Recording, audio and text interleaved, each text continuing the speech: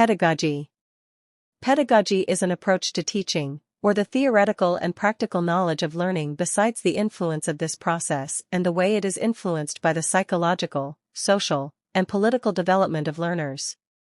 If pedagogy is considered as an academic discipline, can be defined as the study of the methodology of imparting skills and knowledge in the context of education and which takes into consideration those interactions which take place during the process of learning. The theory and even the practice of pedagogy have many different variations and which reflect various cultural, political, and social contexts. Pedagogy may even be defined as the art of teaching. The 8 main attributes of open pedagogy are participatory technology, people-openness-trust, innovation and creativity, sharing ideas and resources, connected community, learner-generated, reflective practice, and peer review.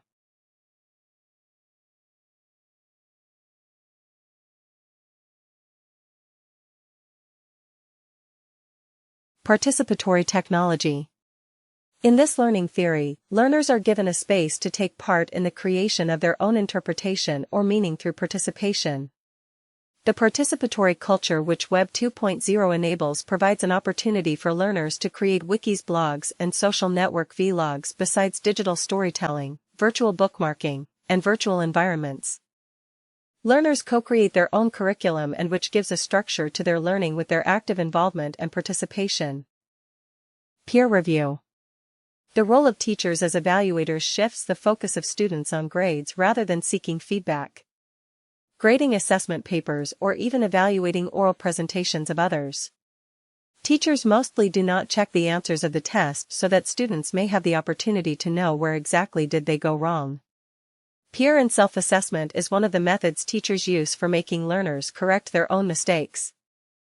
This not only improves subsequent work but even enhances their comprehensive abilities. People, openness, and trust. The ability to trust holds importance in classrooms. This element plays a crucial role in the path to success. When students trust teachers, their willingness for risk-taking and their openness increases. When students begin to trust each other, they are more comfortable expressing themselves. When their trust builds up, they share their thoughts and feelings besides other information. This sharing amongst students increases their relatability towards each other. Trust builds up with time and effort. For inculcating openness and trust in students, the following skills must be learned by them. Learning to trust others. Earning the trust of others. Sharing information, feelings, and thoughts. Take risks and show weaknesses. Be personable. Reflective practice. In pedagogy, reflective practice is the ability to reflect upon actions for being in the process of learning on a continuous basis. It is quite a useful tool in settings of professional learning which is practice-based. This concept has gained immense popularity in the field of education. In students, the aforementioned facilitates the strengthening of their decision-making and critical thinking skills which are essential in learning and for the improvement of the same. In teacher education and professional development programs, reflective practice has been defined as the metacognition of teachers. The acquisition of the essential reflective skills holds importance for them. Innovation and creativity. According to a report published by the Open University in association with SRI International, 10 innovations have been proposed, the introduction of which has already been done but are yet to have a significant impact in the field of education. The aforementioned includes crossover learning in settings which are informal such as after-school clubs and museums, links educational content to issues which are of importance in the lives of learners. Learning through augmentation. The understanding of students, especially in mathematics and science, can achieve advanced levels by using arguments which are similar to those used by professional mathematicians and scientists. Argumentation shifts the focus of learners to ideas which are contrasting and which gives a depth to their learning. Incidental learning. This is unintentional or unplanned learning.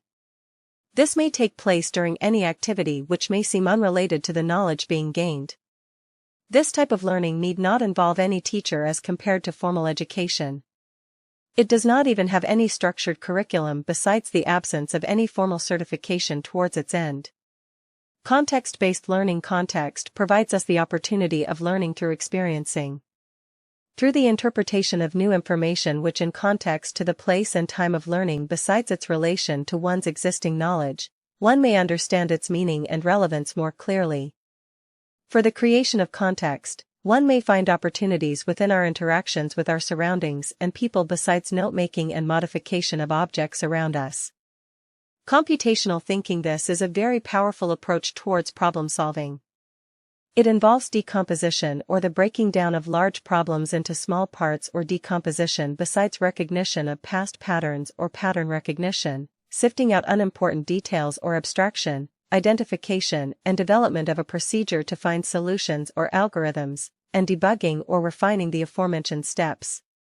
Learning with scientific methods. This focuses on the engagement with scientific practices and tools including control of experiments in remote laboratories or telescopes for the development of scientific inquiry skills, improvement of conceptual understanding, and increased motivation.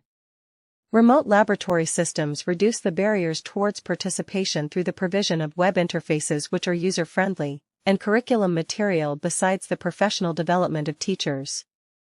Embodied learning. This is related to the self-awareness of one's body in its interaction with a world which is either real or simulated for supporting the process of learning. The technology which supports this includes wearable sensors which gather biological and personal physical data, visual systems for tracking movement, and mobile devices which are responsive towards actions such as motions and tilting. The application of this approach for the exploration of the different aspects of physical sciences including acceleration, friction, and force besides the investigation of simulated situations like molecular structure is possible and permissible. Adaptive teaching. The capability of every learner is different. However, most educational materials and presentations have standard designs and content. This may not suit the needs of many learners as far as their receptiveness towards the content is concerned.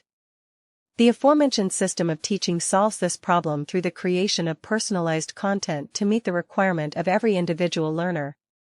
Analytics of emotions. Automated methods for facial recognition and eye tracking analyze the way students learn, and then have a different response towards their cognitive and emotional states. The main cognitive aspects in learning include whether the students have answered the question or not and the method used by them for explaining their knowledge. The non-cognitive aspects would comprise of whether the student is distracted, confused, or frustrated.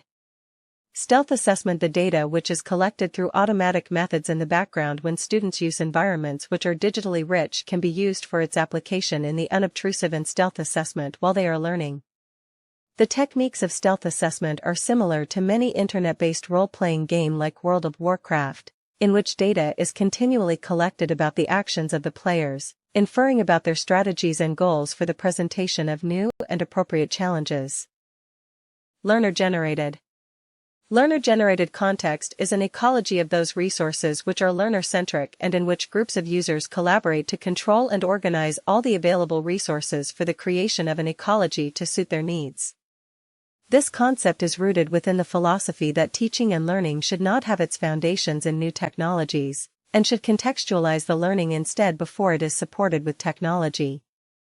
This concept has its roots in potentials and affordances of a wide range of disruptive technologies and their practice besides participative media and Web 2.0, learning space design, and mobile learning.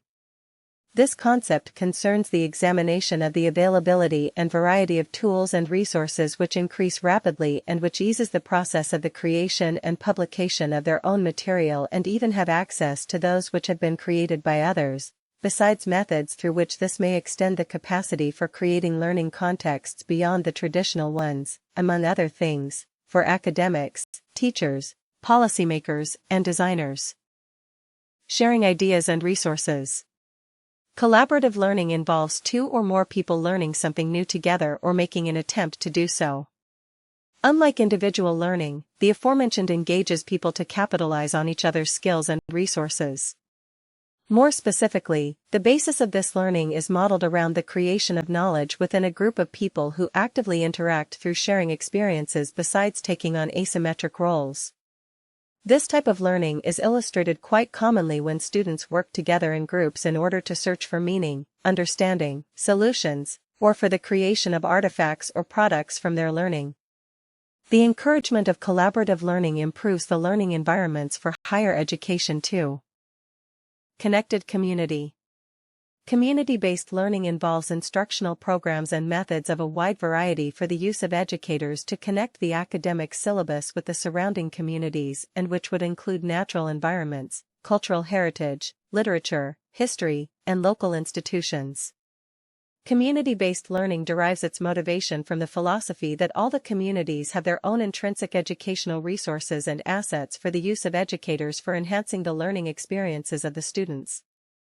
The four main approaches in community-based learning include instructional connections, wherein teachers make purposeful and explicit connections between the concepts and teaching material; community integration, the approach of which is all about students learning through their active participation in their respective communities; and citizen action, through which the students, besides learning from and through their own communities, but even make the use of their knowledge for influencing, changing, and giving back to one's community meaningfully.